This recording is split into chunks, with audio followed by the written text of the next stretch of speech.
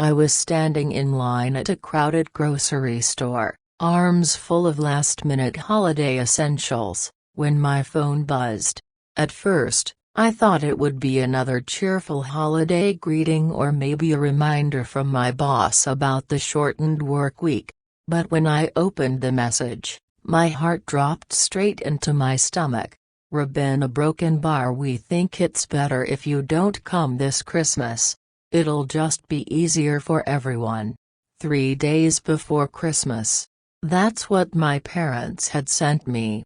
For a moment, the noise of the store seemed to fade. The cheerful music, the jingling cash registers, the chatter of shoppers, all of it blurred into silence. I just stared at the glowing screen, my name sitting there like it didn't belong. Easier for everyone? What did that even mean? I read it again and again, hoping I had misread. But no, there it was, plain as day. A rejection disguised as convenience. I should probably explain. My name's Robin, and for as long as I can remember, I've been the different one in my family. Not the golden child like my older brother, not the easygoing daughter like my younger sister. I was the complicated Onia, the one who never quite fit into the perfect holiday portrait my parents liked to send out every December.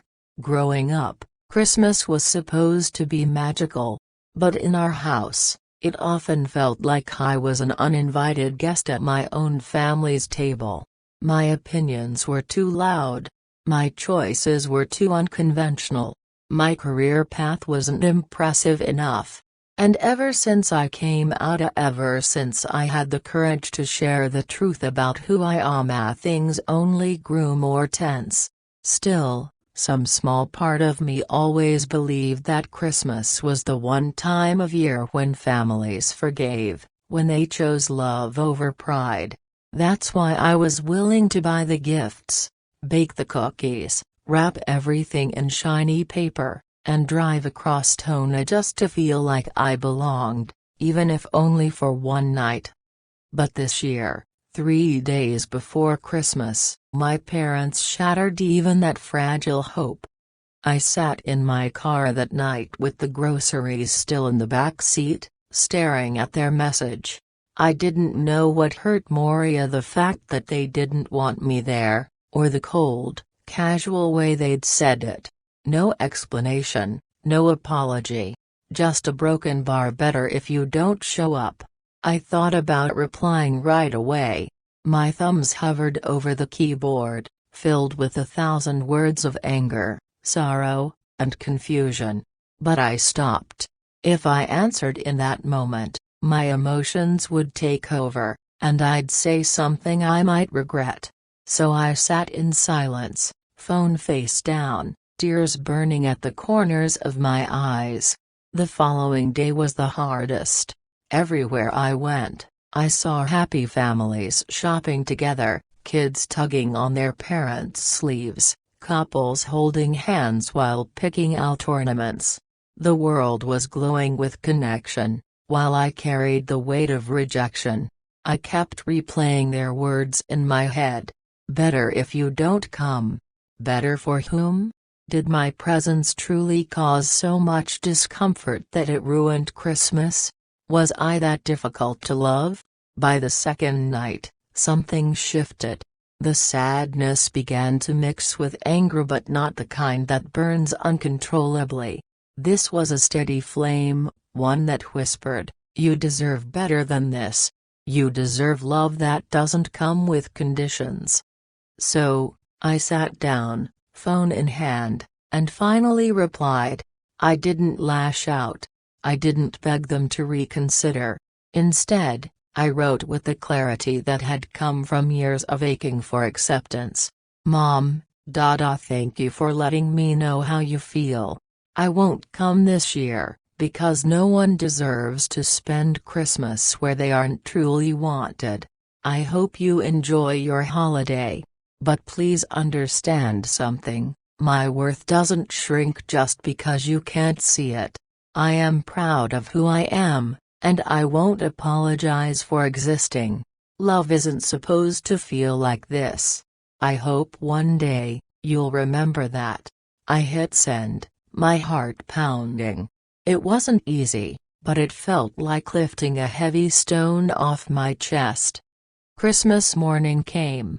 For the first time in years, I didn't wake up to the sound of forced cheer in my parents' living room. Instead, I brewed coffee in my quiet apartment, wrapped myself in a blanket, and stared at the small tree I had decorated alone. At first, the silence was deafening.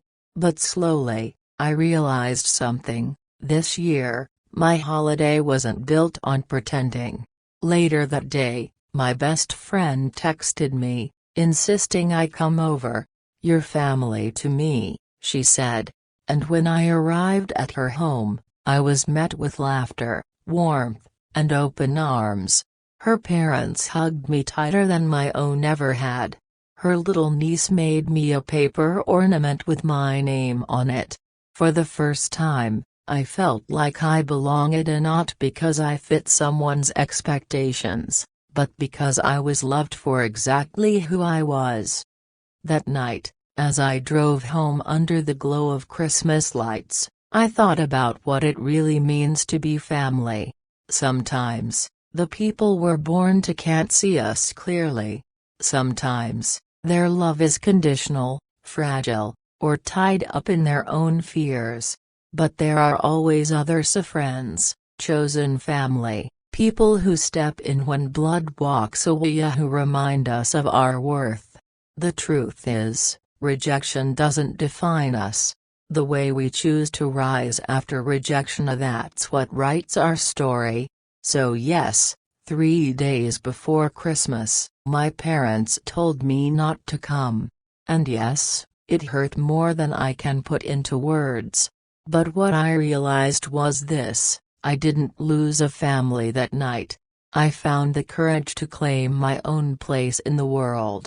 And that's the message I want to leave you with. If you've ever been told you're too much or not enough, remember this: you are worthy of love, exactly as you are. Sometimes, the bravest thing you can do is reply with dignity, walk away from where you're unwanted, and open your heart to the people who will cherish you without conditions. Because Christmas or any day, really should never be about forcing yourself into a place that refuses to welcome you. It should be about finding light, even when the world tries to dim yours.